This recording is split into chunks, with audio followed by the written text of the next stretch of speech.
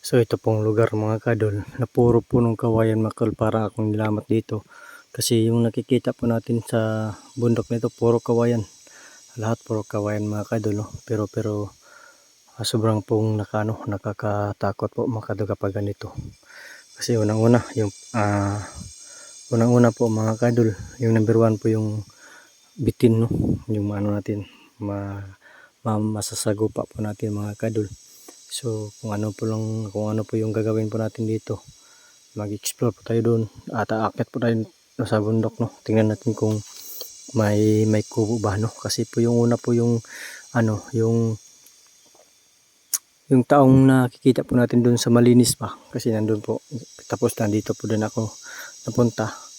So hindi ko siya nakikita kasi parang kakaiba pong taong yun, no. Parang aswang ba, no? O kahit kung ano ba yung mga elemento nandito, no. So medyo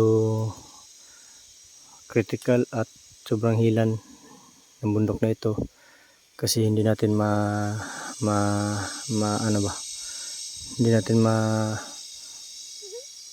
hindi natin alam kung ano po yung nandito, hindi natin alam kung ano po mangyayari sa atin dito. Sana po ay ligtas po tayo, no, at walang mangyayari masama po sa atin.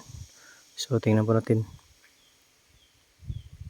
So habang sinusundan ko yung taong yun, doon po sa malinis, at dito din ako napunta. Kaso, ano yun? Dito sa kabila din. Masukal, pero mayroong kakaibang dito.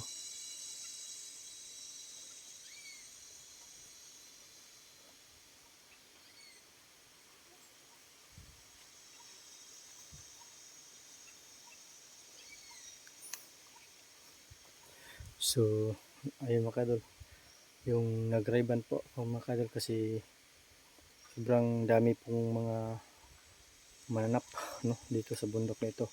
Hindi natin pumapasok sa natin mata. Parang mayroon talagang mga kadol, parang mayroong nagkanaas o ano ba. Hindi lang nyo madinig kasi malayo po tayo. Malayo po yung camera po natin, pero parang mayroon talaga. Yun.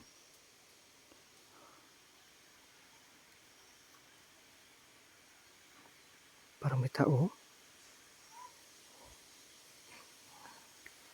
Ano yan?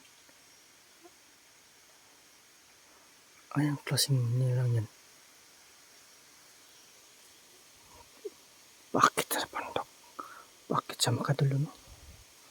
Para siyang para siyang nagmamasid sa atin, no? Unti-unti po siyang umakyat.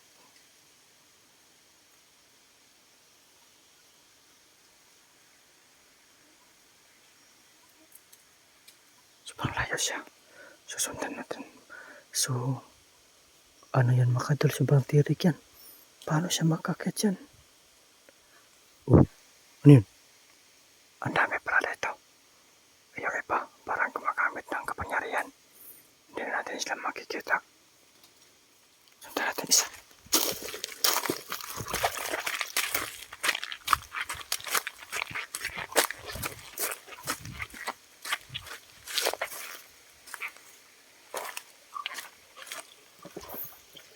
Siya mga kadol. Sobrang tirik mga kadol. Nasa taas.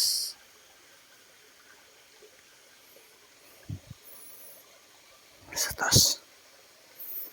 Anong klaseng tao to? Kapag sundan natin, baka malaglagan pa tayo ng bato.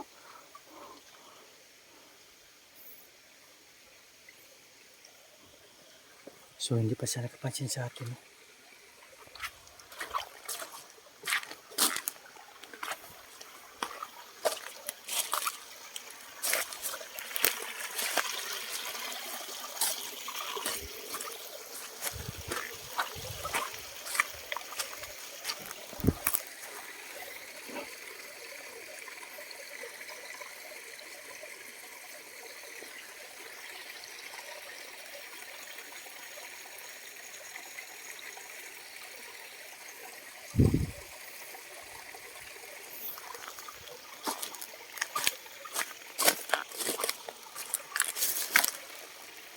So gagawin natin ngayon mga idol. Sundan natin. Akyat din tayo dito. Siguro dito sa dadaan. Yun o. Yung daan na yan mga idol. Susundan po natin. No? Parang nakatingin sa atin. No? Pero parang nakapansin siya mga idol.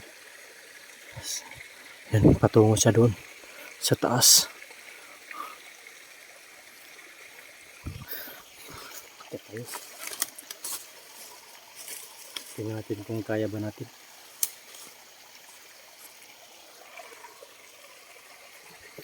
Parang mayroon talagang sumusunod. Siguro marami sila dito, no?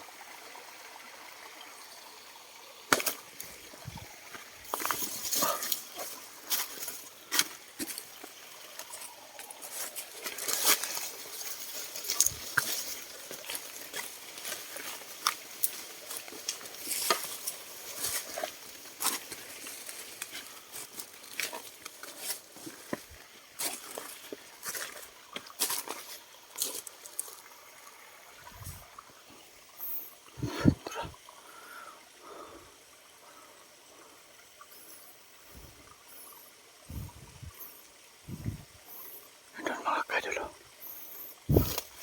Sundan natin.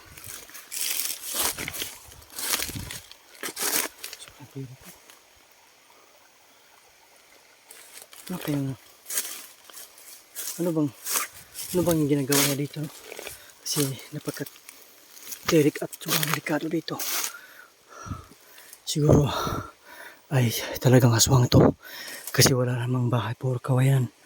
Puro kawayan nandito po sa bundok. Pero bakit mayroong tao doon? Bakit mayroong tao?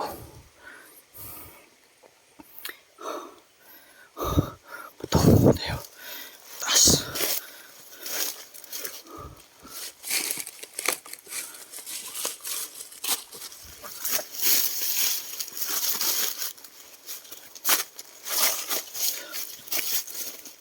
Sobrang tirik.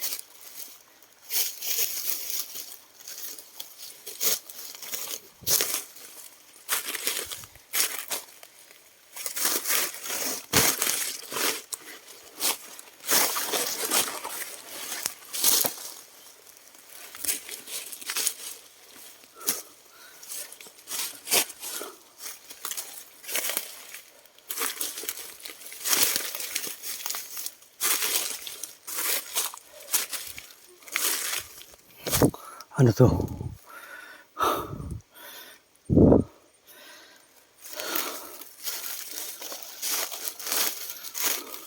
Dito yun sa kanina mga kadol.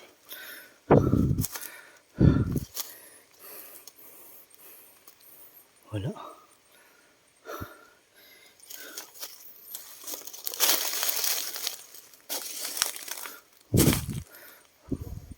Butas na sa lupa mga kadol.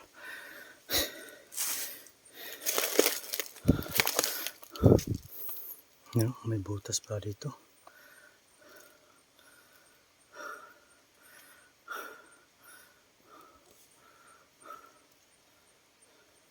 Siguro mga kadol ito ay malalim. Pero bakit malinis na silalim? So hindi natin yan. Baka nandito yung aswang nagtatago. Baka malalim yan. Yung dito yung nakita ko last. Habang umakyat po ako.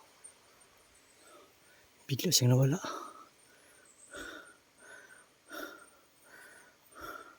Pumapasok siya dito mga kadol. Iwan kong anong klaseng tao yun. Aswang ba yun o engkanto. Kasi hindi siya masyado malaki. Parang maliit. Maliit siya. Kasang-kasa siya dito. Pero hindi ko yan kailangan po natin baka hindi tayo makasya dyan kapag pumapasok tayo dito. Wala tayong flashlight, no? Kaya siguro madilim silalim yun kapag pumasok po tayo. Wala tayong dala ng ilaw. So babalikan po natin yan mga kadol. Kasi parang pumapasok dyan yung tao niyan. Yung tao aswang.